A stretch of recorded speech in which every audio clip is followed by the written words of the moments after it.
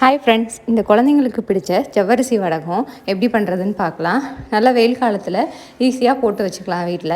இதுக்கு ஒரு கப் அளவு மாவு ஜவ்வரிசி எடுத்துக்கோங்க. கடையில் மாவு ஜவ்வரிசின்னு கேட்டு வாங்கிக்கோங்க. லைலான் ஜவ்வரிசி யூஸ் பண்ணக்கூடாது.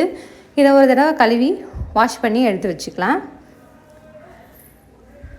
வாஷ் பண்ணதுக்கப்புறம் எந்த கப்பில் எடுத்தீங்களோ அதே கப் அளவு ஒரு கப் தண்ணி ஊற்றி ஒரு அரை மணி நேரம் ஊற வச்சுக்கோங்க. இப்போ 1/2 அன் ஹவர் ஆயிடுச்சு. நல்லா இந்த மாதிரி ஊறி வந்துடுச்சு. இதை ஒரு குக்கரில் சேர்த்துட்டு எந்த கப்பில் எடுத்தீங்களோ அந்த கப்பில் 6 கப் அளவு தண்ணி சேர்த்துக்கோங்க. 6 கப் தண்ணி இதுக்கு சரியாக இருக்கும். குக்கரில் வச்சிங்கன்னா நல்லா வெந்து வந்துடும். நீங்கள் கையில் போட்டு கூழ் கிண்ட வேண்டிய அவசியம் இல்லை, சுலபமாக பண்ணிடலாம்.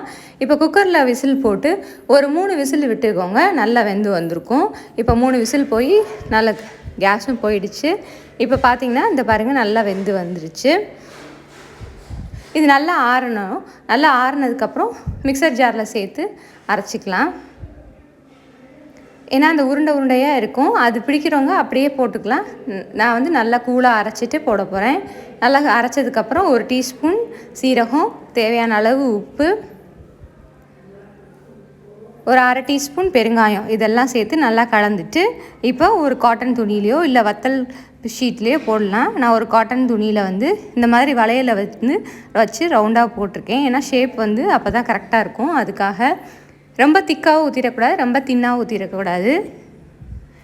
இந்த மாதிரி வளையலை வச்சு ஊற்றினீங்கன்னா ரவுண்டாக ஷேப்பாக அழகாக வரும். இப்போ இது காயட்டும், நம்ம காஞ்சதுக்கப்புறம் காட்டுறேன். இப்போ இந்த மாதிரி காஞ்சி எடுத்துகிட்டு வந்தாச்சு. இப்போ சுவையான ஜவ்வரிசி வடகம் தயாராகிடுச்சு. இந்த வெயில் காலத்தில் போட்டு வச்சுக்கோங்க. குழந்தைங்களுக்கு நம்ம வீட்டிலேயே செஞ்சு கொடுக்கலாம். லைக் பண்ணுங்கள், கமெண்ட் பண்ணுங்கள்.